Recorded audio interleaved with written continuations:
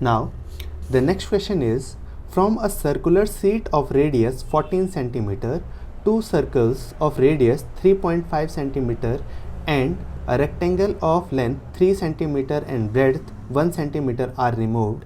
Find area of the remaining sheet. ठीक है, question में कहा गया है कि आपको कोई सर्कुलर शीट गिवन है और उस सर्कुलर शीट का जो रेडियस है वो 14 सेंटीमीटर है।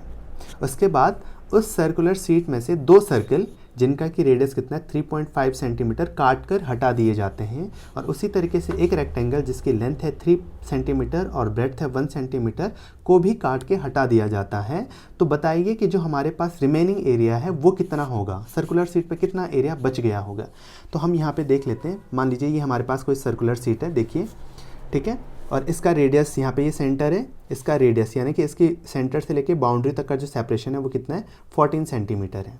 अब क्वेश्चन में कहा जा रहा है कि इस सर्कुलर शीट से क्या किया जाता है, दो सर्कल काटे जाते हैं जिनका रेडियस कितना है 3.5 सेंटीमीटर और एक रेक्टेंगल जिसकी लेंथ 3 सेंटीमीटर और ब्रेड्थ कितनी है 1 सेंटीमीटर। तो यहाँ पे मैंने इस तरफ सेट कर रखा है। देखिए हमारे पास दो सर्कल हैं, ठीक है,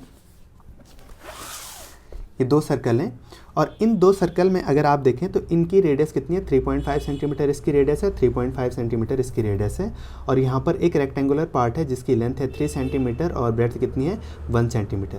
क्वेश्चन में कहा जा रहा है कि अगर सपोज कीजिए इस वाले सर्कल को भी, इस वाले सर्कल को भी और इसको, इस रेक्टेंगल को भी काट कर अलग कर दिया जाता है, तो आपके पास जो रिमेनिंग एरिया होगा वो कितना होगा। ठीक है, तो बेसिकली इस क्वेश्चन में पूछा ही जा रहा है कि अगर सपोज करो मैं इसको हटा दूं और इसको भी हटा दूं, इसको भी हटा दूं, तो हमारे पास बचेगा क्या, केवल ये वाइट वाला पार्ट। तो क्वेश्चन में ये पूछा जा रहा है कि इस वाइट वाले पार्ट का एरिया कितना है। आगे बात समझ में, क्वेश्चन में केवल इस वाइट वाला जो बाकी वाइट कलर का दिख रहा है आपको उसका एरिया कितना है। तो हम क्या करेंगे, सबसे पहले इस पूरे सर्कल का क्या करेंगे, एरिया निकालेंगे कि इसका सरफेस एरिया कितना है। इसका सरफेस एरिया निकालने के बाद, क्योंकि ये वाले जो पार्ट शेडेड पार्ट है इनको हटा दिया जाता है, तो इनके एरिया को हम क्या करेंगे, सब्ट्रैक्ट कर देंगे, तो हमारे पास रिमेनिंग जो एरिया होगा वो आ जाएगा। ठीक है, तो देखिए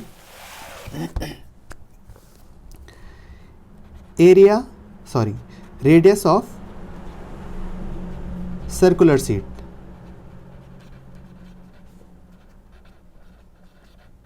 दैट इज 14 सेंटीमीटर। ठीक है, तो यहाँ पे हम क्या कर देंगे, इसका एरिया कैलकुलेट कर लेंगे। Area of circular sheet that will be equal to pi r square. So it will be, pi की वैल्यू कितनी होती है 22/7, आर स्क्वायर यानी कि 14 इंटू 14। जब आप इसको कैंसिल आउट करोगे सो it will B 22 into 14 into 7 1 7, 7 2 14, so it will B 22 multiplied by 28।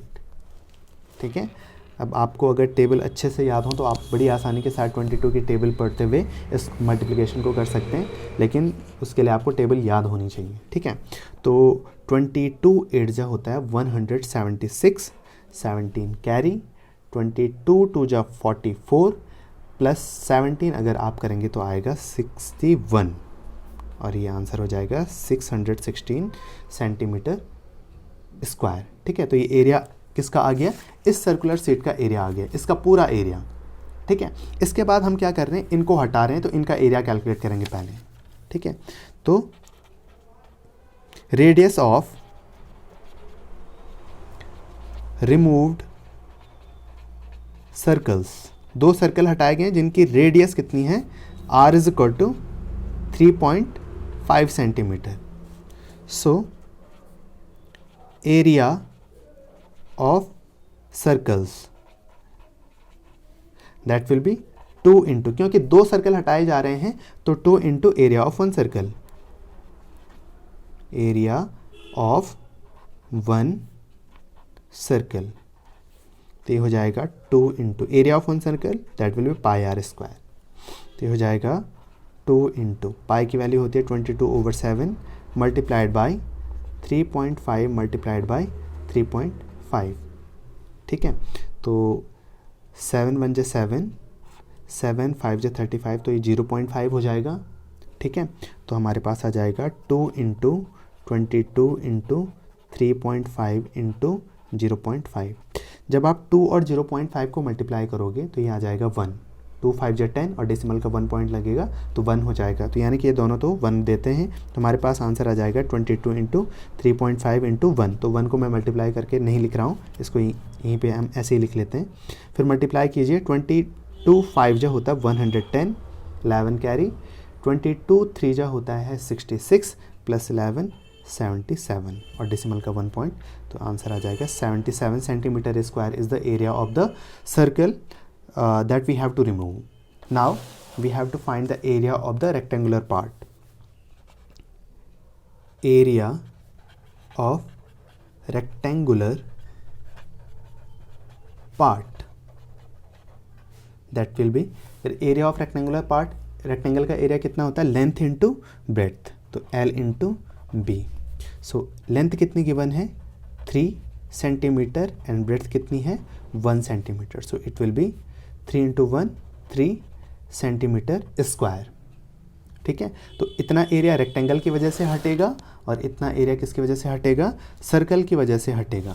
तो area to be removed, area to be removed, that will be equal to area of 2 circles plus area of rectangle.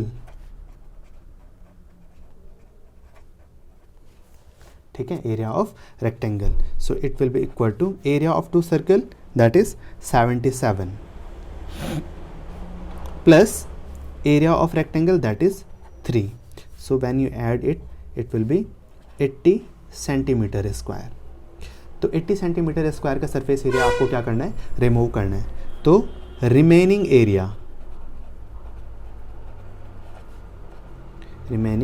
Area यानी कि अगर आप इन parts को हटा दें तो जो बचेगा एरिया, ये वाले जो कलर्ड पार्ट हैं अगर इनको हटा दें तो जो एरिया बचेगा वो कितना होगा, इस पूरे सरफेस का एरिया निकालेंगे माइनस ये वाला सरफेस, इनका एरिया सब्ट्रैक्ट कर देंगे. तो remaining area that will be equal to area of circle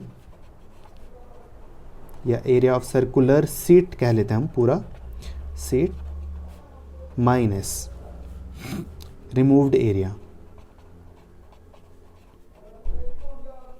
तो एरिया ऑफ सर्कुलर सीट हमने अभी कैलकुलेट किया जो था 616 centimetre square minus area of removed part कितना है 80 सेंटीमीटर स्क्वायर. तो ये जब आप इसको सॉल्व करोगे तो यहाँ जाएगा 6 और 61 माइनस 8 दैट विल बी 53. तो 536 centimetre square will be the area of the circular seat, remaining circular seat. ठीक है, जो जितना पार्ट बच जाएगा वो आपके पास ये आ जाएगा 536 सेंटीमीटर स्क्वायर. तो आज के लिए इतना ही करते हैं. Thank you.